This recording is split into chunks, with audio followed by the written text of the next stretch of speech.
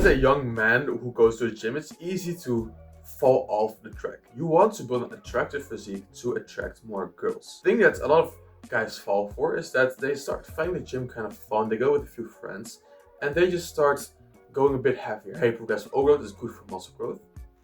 But they drop from 12 reps to 10 reps to 8 reps just because they can push heavier weights. It feels really nice. You are stronger when people look at you. Instead of doing 2 plates, you're doing 2 plates with a 10 kg on top of that. Like, they don't know that you're just going to do 4 reps. That doesn't matter. Just the weights looks really cool, right? Doing extremely heavy compounds is wreaking havoc on your joints and on your nervous system. I'm not saying here as one of these gay little guys, so don't go to the gym, it's unhealthy. No, the gym is still healthy. It will boost your right hormones, your testosterone up, your estrogen down, your cortisol down. Afterwards, a bit of cortisol whilst working out. But the heavy training, the heavy squats, the heavy benches, the heavy deadlifts especially, but also the shoulder press, which is a completely unnecessary exercise. They're making your joints worse over time. So in the nearby future, today, 10 years from now, you won't see a difference. 30 years from now, you will notice a difference. You will notice that you cannot move as mobile anymore. And now you're just only 50 years old. You have 40 years of life left if you're lucky. Or you think so, but because of all that heavy training, you've already chopped off like 10 years from your life. Going to the gym is not automatically healthy. If you bulk up to extremely heavy weights just so, oh yeah, more strength, more power, oh, bigger PR. What now also happens is more weights on my joints. But you don't think about that. And if you're really honest, you don't really want to bench or squat that heavy. Especially this counts for the leg exercise, right? A lot of guys listen to the internet saying, oh yeah, you need to do a lot of leg days, heavy leg days. Leg days need to be extremely taxing. But why? Who taught you that you need to listen to these people? If you yourself do not care about legs that much, why should you give it then so much attention? Particularly my hamstrings, I want to strengthen them up so it improves my entire posture. Hamstrings, glutes, posterior chain. Train a bit of quads, maybe a bit of calves. But that's it. I'm not going to do 4 quad exercises like I used to on a single day. I'm just going to do 1 or 2 leg extensions and a squat. I'm going to do hamstring curls and a form of a deadlift, not a regular deadlift, but either a Romanian or stiff leg deadlift. And maybe I will do a glute isolation exercise there.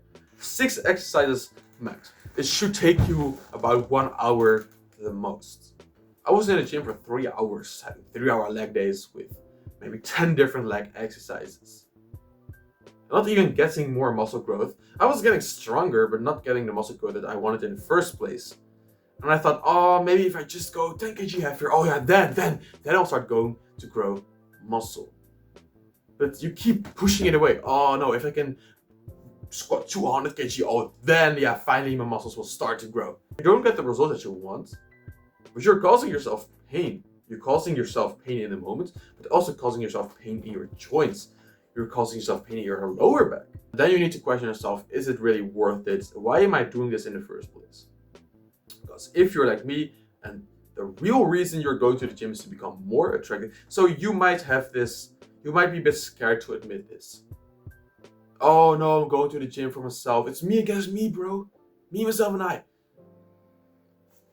I go to the gym because I want to look more attractive for girls. But then I listen to what guys find attractive. Then I listen to some guy in my gym who says, oh, you need to have bigger legs. But I do not care about attracting a guy. I care about attracting a beautiful girl. And girls do not even care about your calves. They don't care that your insertions are high, which guys are clowning me about, but girls literally find it kind of cute. Girls like shoulders, chest, back, biceps. They don't really care about triceps. So keep in mind your North Star. Why am I doing this in the first place? Don't just mindlessly do stuff.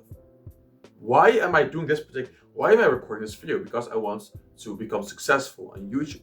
If I just sit here and start recording, that does not help in any way, you need to have your why in the gym. Maybe you want to be a powerlifter, sure. Then you need to bench really heavy and also make sure that there's a wheelchair available for you in 30 years from now. If that's what you want, sure, go ahead.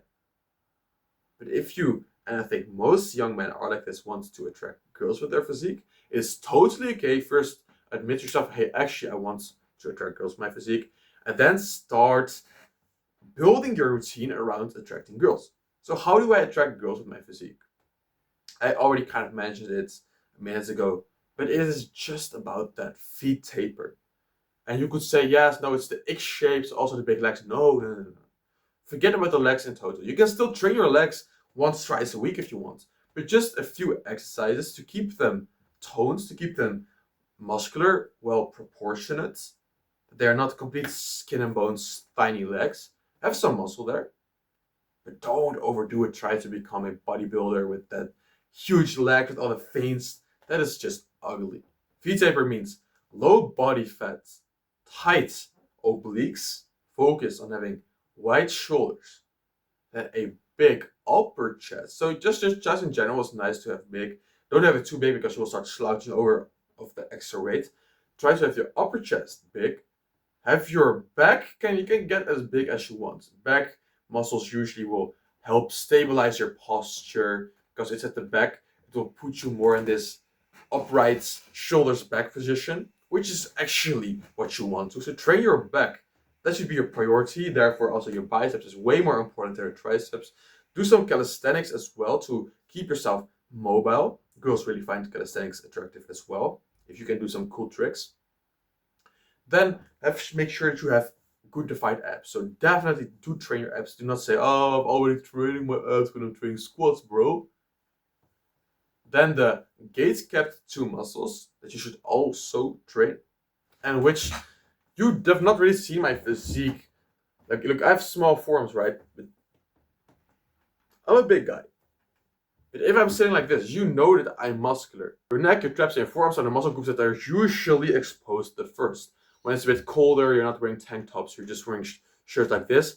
Having like stronger forearms will already show, like, hey, I'm strong, I'm healthy, come and reproduce with me. That's what you want.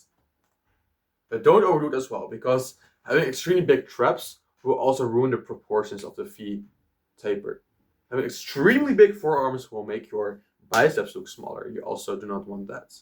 So you can go pretty far with forearms and neck.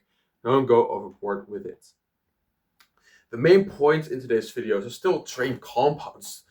Most of your exercise should be compounds. Isolation exercises are not healthy for you because they're training just one muscle, and now the combination of muscles are out of proportion.